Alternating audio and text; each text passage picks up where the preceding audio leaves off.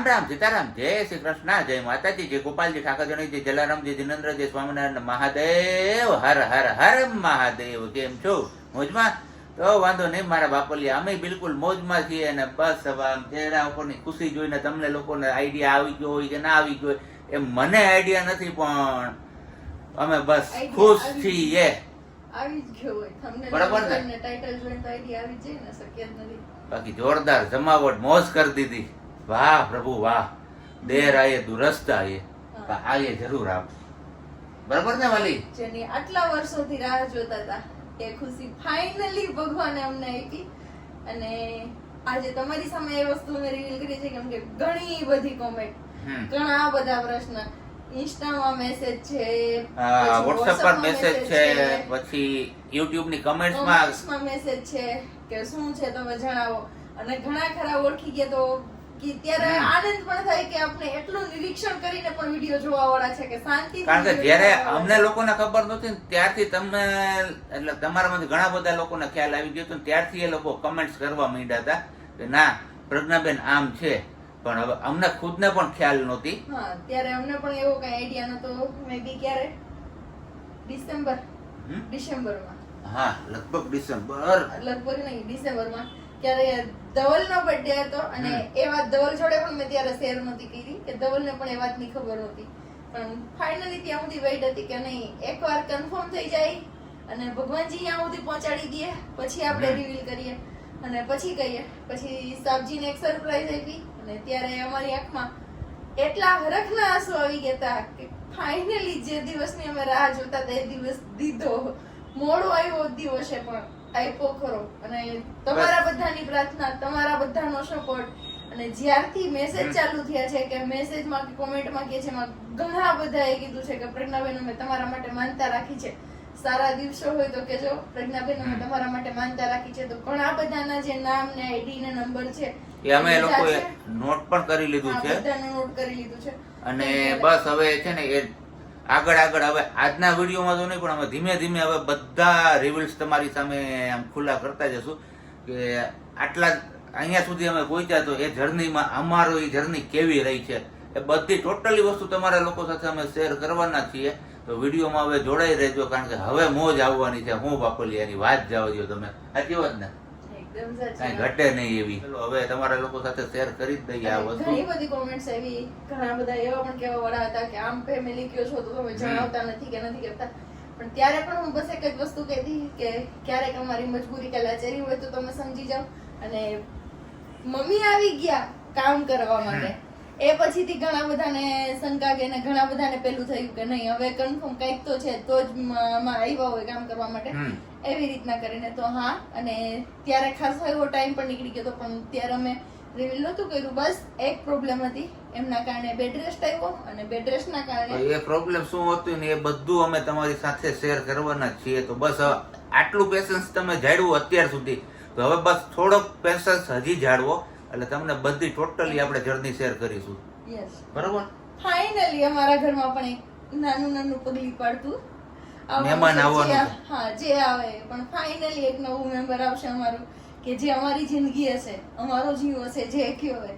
અને બસ તમે લોકો જે રીતે પ્રાર્થના કરીને અમને અહીંયા સુધી પહોંચાડ્યા છે એ જ રીતના હવે આપણી જેટલી પણ જર્ની બાકી છે એ જર્ની બસ વિના વિઘ્ને પાર પડે. હવે બસ જાજો ટાઈમ નથી, થોડો એટલો ટાઈમ છે પણ બસ ભગવાનને એટલી જ પ્રાર્થના કે વિના વિઘ્ને બહાર પાડી દો અને હસતું ખેલતું કઈ પણ આપો. દીકરો દીકરી એમ નથી કેતા કે અમને આજ જોઈએ. આટલું અમે લોકો બોલ્યા તો હવે તમને લોકોને રિવીલ્સ થઈ જ ગયું છે કે હા પ્રજ્ઞા ઇઝ પ્રેગ્નન્ટ નાઉ. અને હવે એ જ સમયનો અમારી પાસે એક વિડીયો શૂટ કરેલો પડ્યો છે. આમ તો જોઈએ તો બહુ ઝાઝો ટાઈમ થઈ ગયો છે વિડીયોને. અને અમે જ્યારે આપણી સેકન્ડ ચેનલ છે ધવલ પ્રજ્ઞા ઓફિશિયલ, કે પ્રજ્ઞા ધવલ ઓફિશિયલ, એ નામે અત્યારે મને એક્ઝેક્ટ યાદ નથી કારણ કે એ ચેનલ ઉપર આપણે વર્ક કરવાનું કે દિવસનું બંધ કરી દીધું છે. જ્યારથી સારા સમાચાર મળ્યા છે ને ત્યારથી આપણે એ ચેનલને અત્યારે સાઈડ ઉપર જ મૂકી દીધી છે. કીધું કઈ વાંધો નહીં, અત્યારે આપણે એક જ ચેનલ હવે કન્ટિન્યુ કરીએ. ચલો હવે ધવલને મેં કઈ રીતે સરપ્રાઈઝ આપી હતી કે કઈ રીતે આ વસ્તુ બતાવી હતી ને એની એક આશ્ચર્ય એવી ઝલક, કેમ કે અત્યાર સુધી રીક્રિએટ કરીએ પાછી. હા, રીક્રિએટ કરીએ પણ પૂરેપૂરી નહીં કરીએ. ત્યારે તો મસ્ત મજાનું પેકિંગ ને બધું કરીને રાખ્યું હતું અને એ પણ એમને એ ખુશીના સમાચાર જણાવવામાં મારે ખાસી એવી વેઇટ કરવી પડી હતી કેમ કે એક દિવસ પેક કરીને રાખ્યું તો તે દિવસે રાતે રાહ જોઈ કે આજે આવી જાય, વહેલા આવી જાય, વહેલા આવી જાય, તો 11 વાગે આવ્યા ત્યારે પણ ન બતાવ્યું, પછી બીજા દિવસે નહીં. અને એમાં મારી માહીબેનની પણ જીદ હતી કે હું હાજર હોય ત્યારે જ તમારે સરપ્રાઈઝ આપવાની છે, ત્યાં સુધી નહીં, કેમ કે એમની પણ સ્પેશિયલી એક ઈચ્છા હતી. તો ફાઇનલી ભગવાને બધાની ઈચ્છા સાંભળી લીધી અને અમને એ ખુશી આપી કે અમારી ઘરે ફાઇનલી એ સારા સમાચાર આવી ગયા. અને આવી રીતનું કંઈક બોક્સ હતું, પણ આ બોક્સને આપણે બીજા એક મોટા બોક્સમાં પેક કર્યું હતું. અને પછી અંદર નાનું એવું અમારા માહીબેનનું ટેડી હતું, આવું નાનું એવું ટેડી અને ચોકલેટ. બસ અત્યારની યાદો અમે જોડીને રાખી હતી. અને માહીબેને ટેડી માંગ્યું હતું, મેં કીધું એ ટેડી હવે નહીં મળે તમને, એ ટેડી હવે અમારું થઈ ગયું, એટલે ટેડી તમને નહીં આપું. ઘણી વાર કીધું માહીએ કે ભાભી પેલું ટેડી બિયર તમારી આગળ છે ને, મેં કીધું હવે મારી પાસે જ રહેવાનું છે, તને નથી મળવાનું. એ વાર આ સમાચાર જ્યારે મીન્સ કે જ્યારે આ ખબર પડી કે તમને જ્યારે જાણ કરી ત્યારે તમને કે શું તમારા મનમાં શું ફીલ થયું હતું? બસ કઈ નહીં, એવું જ હતું કે મેં કેવું ફીલ કર્યું હતું. તો ઘણા બધા લોકો આ સમસ્યા કે નહીં પણ આ સ્થિતિમાંથી ગુજરી ચૂક્યા છે, અને જ્યારે એ લોકોને જે વસ્તુ ફીલ થઈ હશે ને એ વસ્તુ તો ખરેખર એ જ લોકો સમજી શકે. કારણ કે જે વસ્તુની આપણે કેટલા વર્ષોથી આ રાહ જોતા હોય અને એ વસ્તુના સમાચાર આપણે અચાનક આમ મળે કે નહીં આ વખતે આ છે, તો ત્યારે હરખના આંસુ આમ કહીને કે આમ દડ આંસુ એવા જતા હતા કે એની વાત ના પૂછો તમે. કારણ કે આ જર્નીમાં અમારી સાથે ઘણા ચડાવ ઉતાર એવા છે, અને એ બધા ચડાવ ઉતાર પાર કરતા અહીંયા સુધી અમે પહોંચ્યા છીએ. અને બસ હવે થોડોક ટાઈમ, અને એ થોડોક ટાઈમ હોઈ જાય. એક પ્રશ્ન શું કે જ્યારે આ જ લોકોમાંથી જોવામાંથી મીન્સ કે બધા નહીં પણ ઘણા ખરા એવી કોમેન્ટ કરતા કે તમારે કેટલા છોકરા છે, કે તમે તો આવા છો. એ શબ્દ હું હવે નહીં વાપરું અમારા માટે, પણ જ્યારે એ શબ્દ વાપરતા ત્યારે શું ફીલ થતું? બસ ક્યાંય નહીં, પણ ત્યારે ગામ છે તો ગામના મોઢે ગળના તો નથી બંધાવા જવાતા. અને બસ એ લોકો જ્યારે નેગેટિવ કમેન્ટ્સ કરે ત્યારે આમ લાગી આવે થોડુંક આપણે હૃદય ઉપર. કારણ કે જે વસ્તુ આપણી પાસે નથી અને એ વસ્તુના આપણે મેળા ટોળા મારે તો પછી ગમે તે વ્યક્તિ હોય એમને હર્ટ થવાનું. તો બસ હવે એ લોકોના આ જો કદાચ વિડીયો જોતા હશે તો એમનો જવાબ મળી ગયો હશે. અને હવે મહેરબાની કરીને એ લોકો આવી કમેન્ટ્સ નહીં કરે એવી હું આશા રાખું. જેવી રીતે તમે લોકો અમને કોમેન્ટ કરતા હતા એવી જ રીતે મહેરબાની કરીને આગળ કોઈ દિવસ કોઈને કદાચ કોઈ વિડીયો બનાવતું હોય યા તો કોઈ તમારે આજુબાજુમાં રહેતું હોય, નજીકમાં હોય, પાડોશી હોય કે રિલેટિવ્સમાં હોય, મહેરબાની કરીને એવી કોમેન્ટ કોઈને ન કરતા કે તમારે કેટલા છોકરા છો કે તમે આવા છો એમ. કેમ કે એ શબ્દ સહન કરવો ને એ બહુ અઘરો છે, કેમ કે અમે એ દિવસોમાંથી નીકળ્યા છીએ. એક જ કિસ્સો હું શેર કરીશ. જ્યારે અમે ગોલાધર વિડીયો શૂટ કરવા જતા ને ત્યારનો, કે અમે ગોલાધર વિડીયો શૂટ કરવા જતા હતા ને આપણા ફેમિલી મેમ્બરમાંથી એક મળવા આવ્યા હતા અમને ગોલાધર, અને અમે ત્યારે હતા જુનાગઢ, એટલે અમે ગોલાધર હાજર નહોતા અને એ સીધા ગામમાં જતા રહ્યા, મીન્સ કે રામ મંદિર પાસે. હવે અહીંયા XYZ કોઈ પણ બેઠું હોય એ મને નથી ખબર કે કોણ બેઠું હતું કે કોણ નહીં એમ, પણ ખાલી એમણે એટલું જ પૂછ્યું કે મારે ધવલભાઈ ને પ્રજ્ઞાબેન વિડીયો બનાવે છે ને એમને મળવું છે. તો એમણે કીધું કે અહીંયા નહીં મંદિર બાજુ રહે છે, એમણે ઘર બતાવ્યું, બધું કર્યું, પણ છેલ્લે શું બોલ્યા એ લોકો ખબર છે કે ઓલાજી કે છોકરા નથી રેખડે રાખે છે ને. તો એ અમારા હાથની વાત નહોતી કે અમારી ઘરે નહોતું એમ. પણ પ્લીઝ મહેરબાની કરીને હવે આ વસ્તુ કોઈને ન બોલતા. જે શબ્દો તમે અમને કીધા છે ને એ કોઈને ન કહેતા, કેમ કે બહુ તકલીફ કરાવે કે બહુ દુઃખ આપે. મેં ઘણા બધા જે આ ટાઈમમાંથી હું પસાર થઈને પછી ઘણા બધાના મેં કીધું ને આગળ કે ઘણા બધા અમારી આગળથી માહિતી માંગી છે, કે ઘણા બધાએ પૂછ્યું છે કે તમે ક્યાંથી દવા કરી હતી, શું હતું, કયો અમને, અમારે આટલો ટાઈમ થયો છે, અમારે આટલો ટાઈમ થઈ ગયો છે, હજી નથી, પ્લીઝ તમે કયો, એવી રીતના કરીને. તો મને ખબર છે કે એમાં કેટલી તકલીફ થાય કે શું છે. તો પ્લીઝ હવે બોલો તો થોડું ધ્યાન રાખજો. બોલો તો સારું બોલો, નહીતર મોટું ના ખોલતા. જે લોકો સ્પેશિયલી આવા નેગેટિવ કમેન્ટ્સ કરે છે ને એ લોકોને, અને આમ તો જો કે હવે અમે લોકો નેગેટિવ કમેન્ટ્સ ઉપર ધ્યાન પણ નથી દેતા, પણ આજે વાતમાંથી વાત નીકળી છે તો અમે ના, આ જૂનો કિસ્સો હતો ને અમારી હાડે જોડાયેલો હતો ને એટલે મને એમ થયું કે નહીં હું એ શેર કરું, કેમ કે એવા શબ્દો તમે બોલો ને ત્યારે ઘણું લાગી આવે, બધાને થાય, અમને એકને નહીં પણ જે લોકો આમાંથી પસાર થતા હોય ને બધાને ખબર હોય કે આ બહુ અઘરું છે. પણ કોઈના હાથની વાત નથી હોતી. જો હાથમાં હોય તો બધા લઈ લે, હાથની વાત નથી હોતી.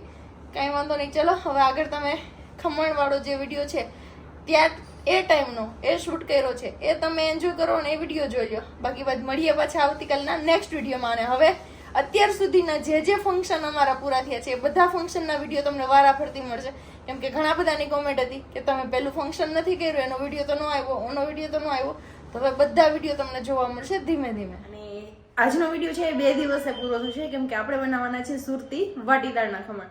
તો એ માટે હું અગાઉથી શું તૈયારી કરીને રાખું છું એ પહેલાં તમને ફટાફટ બતાવી દઉં. અહીંયા મેં લીધી છે ચણાની દાળ, જે 1 વાટકો છે, મોટો 1 વાટકો એટલી. એમને પહેલાં પાણીમાં નાખી અને આપણે વ્યવસ્થિત ધોઈ લેવાની છે, મોટા તપેલામાં નાખીને 4 થી 5 વાર વ્યવસ્થિત ધોઈ અને પછી પલાળીને મૂકવાની છે એમને.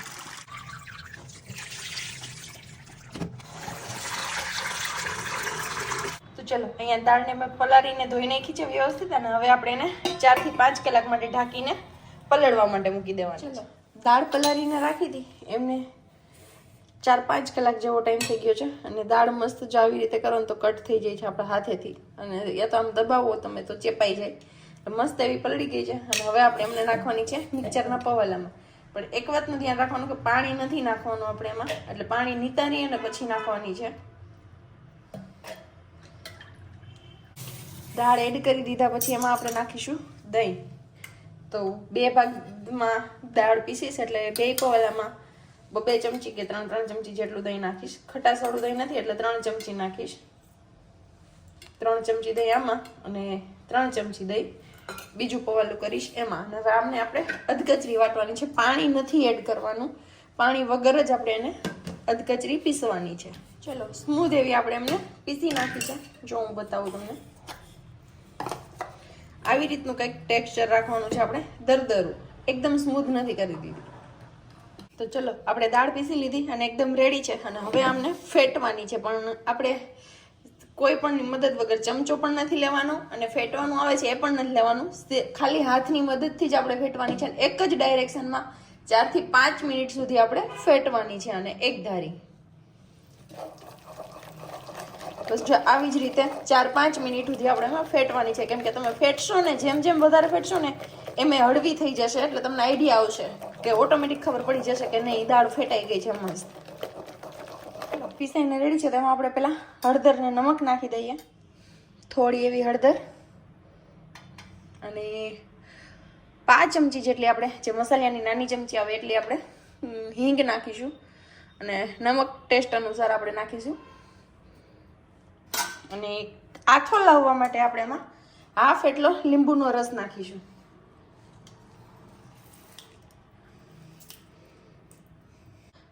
અને આ બધું મિક્સ કરીને પણ પાછી આપણે ફેટવાની છે. મેં 2 મિનિટ જેવું ફેટી અને પછી રાખી દીધી, પછી પાછી આ બધો મસાલો એડ કરીને હવે પાછી ફેટવાની છે. તો પાછી આપણે હાથની મદદથી જ આ બધાને મિક્સ કરીને ફેટતા રહીશું એક જ ડાયરેક્શનમાં. અને જેમ વધારે ફેટશો ને એમ જાડી પડશે.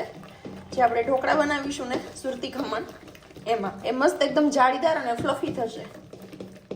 ચલો, આપણે ફેટીએ છીએ ને 4 મિનિટ જેવો ટાઈમ થઈ ગયો ફેટતા ફેટતા.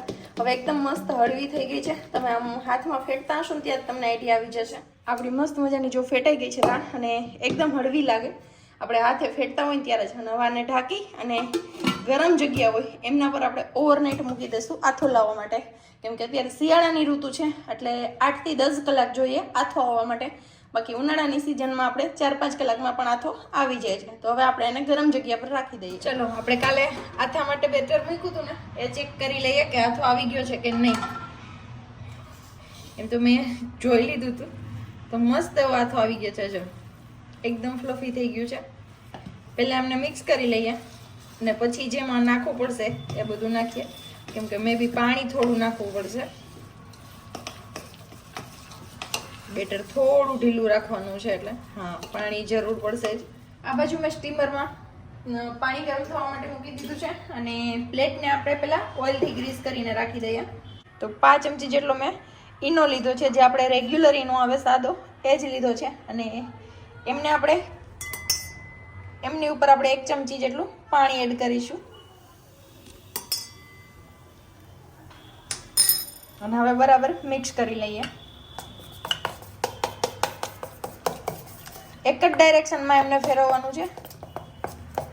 મસ્ત એવું મિક્સ થઈ ગયું. ને મિક્સ કરીએ ત્યારે થોડુંક ધ્યાન રાખવાનું કે બેટરને સેજ એવું જ હલાવીને છોડી નહીં દેવાનું, નહીંતર જ્યાં જ્યાં ઈનોના પહેલાં રહી જશે ને તો પછી એ લાલ સ્પોટ આવવાના ચાન્સ રહેશે. અને હવે એમને આપણે પ્લેટ જે તેલ લગાવીને ગ્રીસ કરી રાખી છે તેમાં નાખી દઈએ.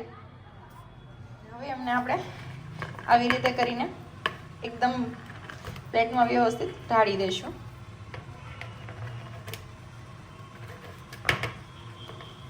અને આ બાજુ આપણું પાણી પણ ગરમ થઈ ગયું છે, તો આપણે એમાં પ્લેટ મૂકી દઈએ.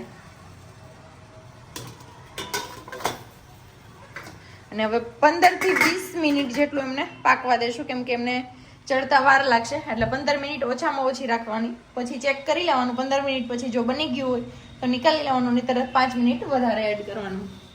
આ બાજુ આપણું ખમણ ચડે છે ત્યાં સુધીમાં આપણે ચટણી માટેની પ્રિપેરેશન કરી લઈએ. તો ચટણી માટે મેં અહીંયા લીધા છે ચટણી માટે મેં અહીંયા લીધા છે ધાણા, એટલે કે કોથમરી, અને આ છે આદુ મરચાંની પેસ્ટ. એમાં આદુ અને મરચું નાખવાનું હોય, પણ હું મારી આગળ પેસ્ટ રેડી છે એટલે એ જ નાખીશ. અને 1 લીંબુ નાખીશ, અને ખાંડ ટેસ્ટ અનુસાર, અને નમક. અને બાકી વાત ખમણ ઠંડા થઈ જાય પછી ખમણ 3 થી 4 પીસ નાખીશ. એટલે ખમણ માટે જે આપણે ગ્રીન ચટણી આવે એ રેડી થઈ જશે. જેવો ટાઈમ થઈ ગયો ને હવે આપણે ચેક કરી લઈએ કે ખમણ આપણા રેડી છે કે નહીં. સેજ જેવું હજી આવે છે, એટલે હજી 5 મિનિટ જેવું આપણે રાખીએ. આપણી ઠંડી થઈ ગઈ છે, હવે આપણે પીસ કરીને જોઈએ. એકદમ ઠંડી થઈને પછી જ એમને કટ કરવાના, કેમ કે આ વાટીદારના હોય ને એટલે નહીંતર ચૂરવા જેવા થઈ જશે. અને પછી નાના મોટા જેવા તમારે પીસ રાખવા હોય એવી રીતના રાખી શકો. ચાલો હવે આપણે ખમણ જે બની ગયું છે ને એમના માટે વઘાર કરવાનો છે. તો તેલ મૂકવાનું. સુરતી ખમણ થોડુંક તેલ વાળું વધારે હોય, એટલે એમાં થોડું તેલનું પ્રમાણ આપણે વધારે રાખવાનું. રેગ્યુલર આપણે ખમણ વઘારીએ ને એમ ના કરતા. આ લીધા છે આપણે મરચા. મેં મોડા એવા લીધા, તીખા નથી લીધા, કેમ કે અમારા ઘરમાં તીખું બહુ ઓછું ખવાય છે એટલા માટે. અને અહીંયા છે આપણે વઘાર માટેનું લીંબુ. રાઈ નાખી દઈએ.